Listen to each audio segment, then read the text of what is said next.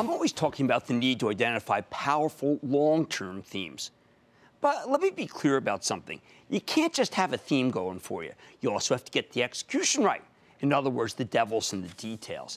Consider the case of Synaptics, symbol SYNA.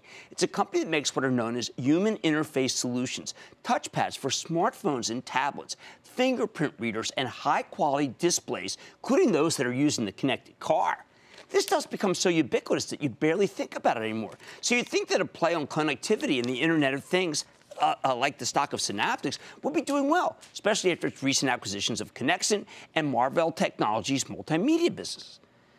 But this stock's had a rough time for the past couple of years. Lost 33% of its value in 2016, and it's down another 24% year to date. Why? Well, it's seen some slowdown in its growth because the company got a little too levered to a couple of specific mobile products, and it lost some orders. That said, it does seem to be getting its house in order. When Synaptics reported a little over a month ago, the results were surprisingly strong, even though we learned that the company likely wouldn't be getting another key contract, a Samsung phone, and the stock has now rebounded 20% from its early November lows. So could this be a sustainable turnaround? Let's dig deeper with Rick Bergman, the president and CEO of Synaptics, find out more about the potential comeback story here. Rick, welcome back to the show. Thank you very much, Jim. It's great to talk to you again. Okay, so you were on August 24th, and you did a series of acquisitions that you said would really start getting the company going in terms of momentum. How have they worked out so far? It's been fantastic, Jim, in a lot of ways. One thing, we've already increased our revenue expectations for those acquisitions in the very hot consumer IoT area. In those products, you just have to go out to the stores or go on the web and see what voice-enabled products are doing. They are the hot product for holiday 2017. Now, we talked last time about Amazon, and I didn't know how powerful voice was. Now it seems like that it's become, we were out in Silicon Valley recently, and it has become the hottest thing in the world. Why is that? Because, if you had told me a year ago that voice would matter, I would be skeptical. No, I think you're absolutely right, Jim. And Synaptics is a human interface leader, and we recognized a couple of years ago we're not fulfilling that mission unless we're playing in voice. And so what's really happened over the last couple of years is voice has gone to, frankly, it was almost an annoyance if you had it in an automobile or other applications, to where there's been some technology breakthroughs, one by the acquisition that we made of Connexent, that has really just made voice extremely accurate now, and the recognition as well as what you do with those phrases has gotten to the level where it's almost like talking to somebody. And so now it's this very useful application, and it's just taking off, and it's hitting in price points where you got to have one. You got to have one for every room. Now, we do, by the way. We have one in every room. It's funny you mentioned that. The people keep giving them to us. I take every one of them. Now, you mentioned Internet of Things, IoT, and also autos. We think that autos is the next big, great growth market. So tell me where you play in that. So, of course, we play in our traditional areas, as you'd expect, on the touch and the displays. And we've enjoyed some really good success there. But now, again, voice, if we can do what we've done in the home, in the automobile for voice, pretty much everybody will be using that as a key interface. And again, think of the power of that, is you don't have to take your eyes off the road. You can do it very conversationally as long as it's accurate. And we believe we can bring that level of accuracy.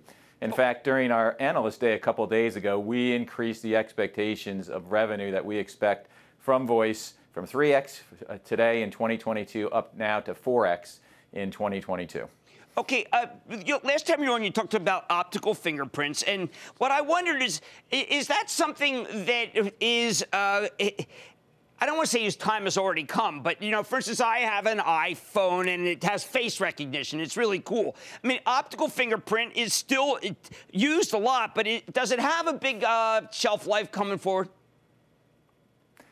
Yeah, Jim, again, a great question. And facial recognition is for some people, and other people prefer optical fingerprint. If you look at the benefits that we're bringing, this is really the first time. So kind of our big news for today is we have a worldwide top 5 smartphone manufacturer deploying our fingerprint solution in a phone early next year in mass production.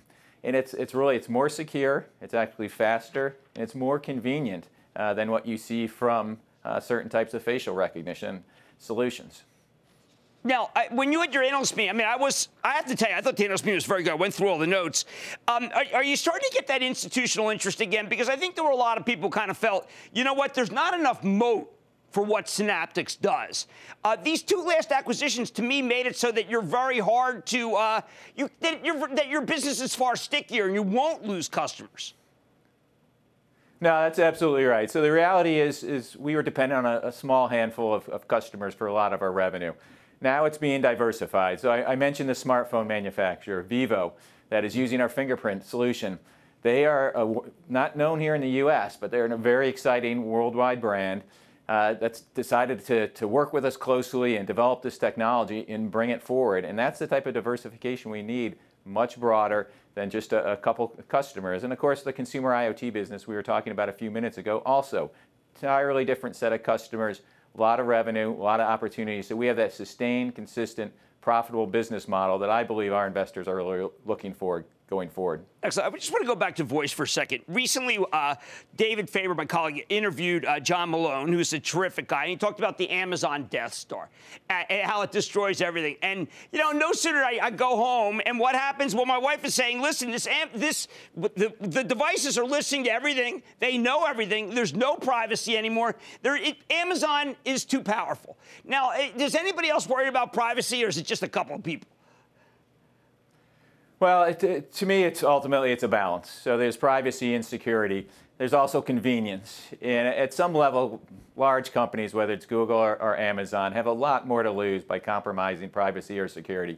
So as I said, I have 8 of these in my home. I'm not worried about it at all. I think it's a pretty safe technology, and certainly there's control mechanisms there. If you want to, you can turn off the microphone, but it's certainly very safe and exciting. Well, that's pretty much what I said exactly to my wife, because I love them. I think they're the greatest. Rick Bergman, President and CEO of Synaptics, which is making a comeback, and I think it's a pretty darn interesting company. Stick with Cramer.